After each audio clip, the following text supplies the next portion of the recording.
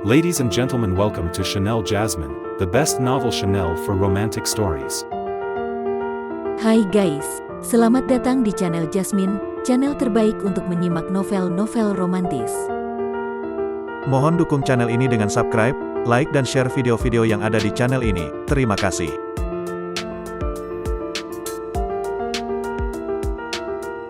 Kaisar Agung Seni Bela Diri bab 730.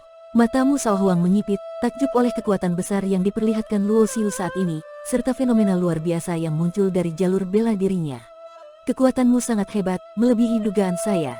Kamu pantas untuk saya habisi sendiri, ujar Mu Shaohuang. Berdiri di dek kapal perang emasnya, kapal itu tiba-tiba bergerak seperti gunung besar yang menjulang tinggi, menyerbu Luo Xiu dengan kecepatan yang mengerikan. Kapal perang emas ini setara dengan senjata tingkat Kaisar Dewa. Bahkan dengan kepercayaan dirinya, Luo Xiu tahu bahwa dia tidak mungkin menahan serangan itu. Tanpa ragu, dia mengorbankan salah satu bintang kuno Kaisar Dewa, mengarahkannya untuk bertabrakan dengan kapal perang emas. Boom! Tabrakan antara dua senjata tingkat Kaisar Dewa sangatlah menakutkan. Wajah Luo Xiu langsung berubah, darah mengalir dari sudut mulutnya. Dia mundur beberapa langkah, dan setiap langkah disertai semburan darah. Dalam pertarungan antara senjata tingkat Kaisar Dewa, bintang kuno Kaisar Dewa jelas berada di posisi yang kurang menguntungkan. Di bawah tekanan dan tabrakan dari kapal perang emas, bintang itu terus terdesak mundur. Kapal perang emas saya adalah senjata tingkat atas Kaisar Dewa, sementara milikmu hanya tingkat bawah. Bagaimana mungkin bisa menandingi kapal perang saya? Mu Shaohuang berkata dengan senyum dingin. Cahaya bersinar di antara alisnya, dan sebuah roda dewa melesat keluar. Dalam sekejap, roda itu membesar hingga ratusan meter, melesat menuju Luo Xiu dengan kekuatan yang mengerikan. Roda ini bukan senjata biasa, melainkan senjata tingkat tertinggi kerajaan, dengan kekuatan yang bahkan dapat membuat ahli tahap akhir Kaisar Dewa gentar. Bakar! Luo Xiu berteriak, membakar setengah dari darah esensinya.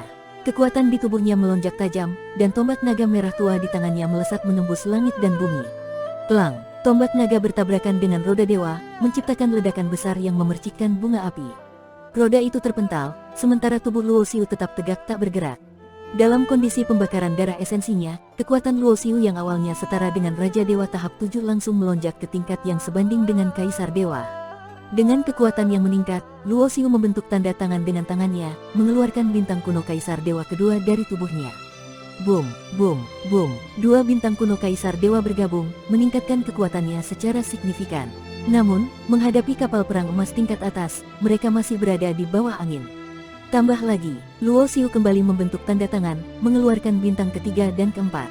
4 bintang hitam besar melayang di langit, membentuk formasi 4 simbol dewa di bawah kendali Luo Xiu. Bintang kuno Kaisar Dewa bukanlah senjata yang ditempa dari material tingkat Kaisar, melainkan bintang kehidupan yang ditempa oleh jalan bintang Kaisar Dewa melalui teknik jalan Dao Langit Berbintang. Setelah sungai bintang Kaisar Dewa gugur, bintang-bintang ini tetap utuh, membawa inti kekuatan seumur hidupnya, sehingga menjadi senjata tingkat Kaisar Dewa. Satu bintang kuno Kaisar Dewa setara dengan senjata tingkat bawah Kaisar Dewa, tetapi jika 4 bintang itu membentuk formasi, kekuatannya dapat menyaingi senjata tingkat menengah Kaisar Dewa. Melihat ini, wajah Mu Shaohuang berubah. Dia mengeluarkan sebuah pedang dewa, juga senjata tingkat tertinggi kerajaan, dengan aura pedang yang membelah langit hingga puluhan kilometer. Luo Xiu mendengus, memanggil istana reinkarnasi. Aura pedang puluhan kilometer itu menghantam istana tersebut tanpa menimbulkan kerusakan sedikit pun. Meskipun 4 bintang kuno Kaisar Dewa dalam formasi masih sedikit lebih lemah dari kapal perang emas, perbedaannya tidak terlalu jauh. Dengan kekuatan yang diteruskan oleh bintang-bintang, tubuh Luo Xiu yang kuat dapat menahan serangan tersebut. Pertarungan pun berubah menjadi kebuntuan, di mana kedua belah pihak tidak dapat mengalahkan satu sama lain dalam waktu singkat. Dengan menguasai teknik Tritunggal segala sesuatu, Luo Xiu tidak merasa lelah meskipun terus menggunakan bintang kuno Kaisar Dewa. Ditambah lagi, penguasaan atas hukum kehidupan membuatnya dapat membakar darah esensinya tanpa khawatir akan kehilangannya. Saat ini, Luo Xiu seperti mesin abadi, tanpa tanda-tanda kelelahan. Sebaliknya, Mu Shaohuang terlihat semakin lelah setelah terus mengendalikan kapal perang emas. Dia mengeluarkan berbagai jimat untuk memulihkan kekuatannya. Sebagai pewaris keluargamu, keluarga ahli formasi nomor 1, Mu Shaohuang memiliki banyak jimat dengan berbagai efek. Swoosh! Dengan sayap naga dewa, Luo Xiu melesat ke arah kapal perang emas, satu tangan menggenggam tombak naga, sementara tangan lainnya mengeluarkan manik kehidupan dan kematian. Dalam sekejap, Mu Shaohuang merasakan energi hidupnya tersedot keluar, membuatnya pucat pasi. Itu, benda apa? Mu Shaohuang ketakutan. Dia menyadari bahwa energi hidupnya yang hilang diserap oleh manik hitam dan putih di tangan Luo Xiu. Mengendalikan kapal perang emas sudah sangat menguras energinya, dan kini kehilangan energi hidup membuat kondisinya semakin sulit. Dia mencoba berbagai jimat untuk menghentikan hilangnya energi, tetapi semuanya gagal. Keparat, Mu Shaohuang berteriak marah. Dia akhirnya mengeluarkan sebuah jimat ungu, yang memancarkan aura pembunuhan yang mengerikan. Jimat Dewa Wanfa. Mata Luo Xiu menyempit. Dari auranya, jelas bahwa jimat ini adalah jimat serangan yang luar biasa kuat. Sebuah jimat Dewa Wanfa yang mengandung niat membunuh sebesar ini pasti dapat menghasilkan serangan yang setara dengan kekuatan seorang kaisar dewa. Mundur. Tanpa ragu, Luo Xiu melepaskan niatnya untuk membunuh Mu Shaohuang. Dengan sayap Dewa Naga, ia bergetar hebat dan mundur secepat mungkin. Ia meraih Qi Xiaozi dan segera melarikan diri. Bahkan 4 bintang kuno kaisar dewa yang ia keluarkan sebelumnya tidak sempat ia bawa kembali. Boom! Aura pembunuhan yang luar biasa memancar, diikuti oleh cahaya pedang berdarah yang membelah langit. Di sekitar cahaya pedang itu, tampak lautan darah dan gunung mayat bergemuruh. Meski kecepatan sayap Dewa Naga sangat tinggi, tak peduli seberapa jauh Luo Xiu melarikan diri, aura pembunuhan itu tetap terkunci padanya.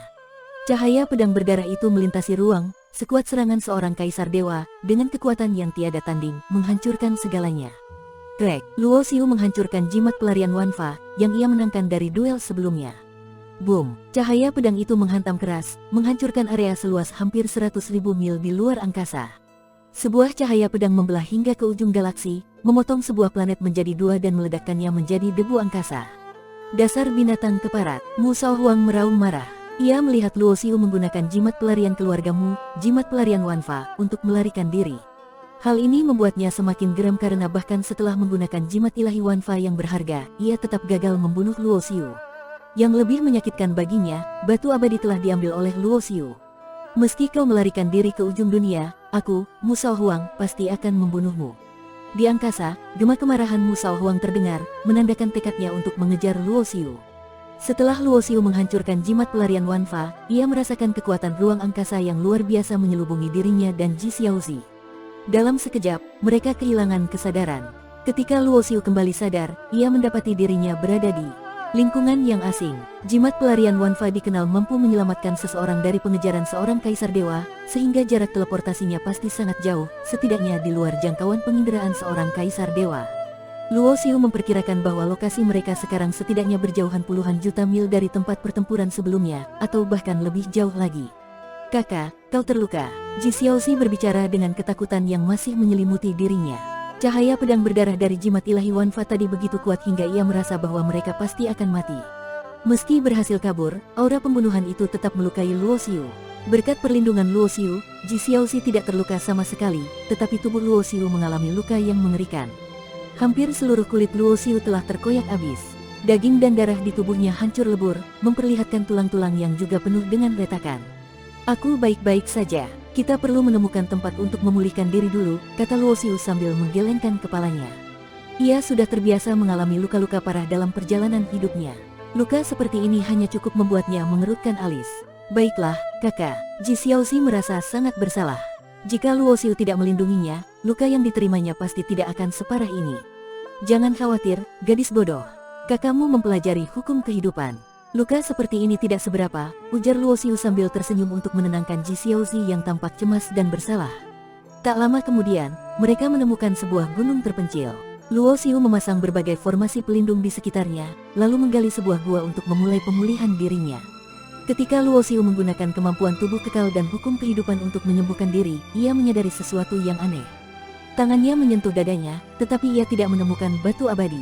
Batu abadi hilang. Wajah Luo Xiu langsung berubah muram. Luka-luka ini, meskipun tidak fatal berkat tubuh kekal, sangat parah. Selain itu, ia kehilangan 4 bintang kuno Kaisar Dewa, warisan berharga dari Sungai Bintang Kaisar Dewa. Apakah semua ini sia-sia belaka? Namun, Luo Xiu segera menyadari sesuatu yang tidak biasa pada tubuhnya. Kecepatan pemulihan luka-lukanya tampak lebih cepat beberapa kali lipat dibandingkan sebelumnya. Tubuh kekal sudah dikenal karena kemampuan pemulihannya yang luar biasa, tetapi peningkatan ini luar biasa. Luo Xiu mulai memeriksa tubuhnya dengan kesadaran spiritual, dan ia menemukan batu abadi berada di dalam dantiannya. Bersamaan dengan itu, sebuah emosi seperti permintaan maaf dan niat untuk menjadi tuannya muncul dalam lautan kesadarannya. Batu abadi yang telah berubah menjadi sosok kecil itu tampaknya secara sukarela ingin menjalin hubungan dengannya.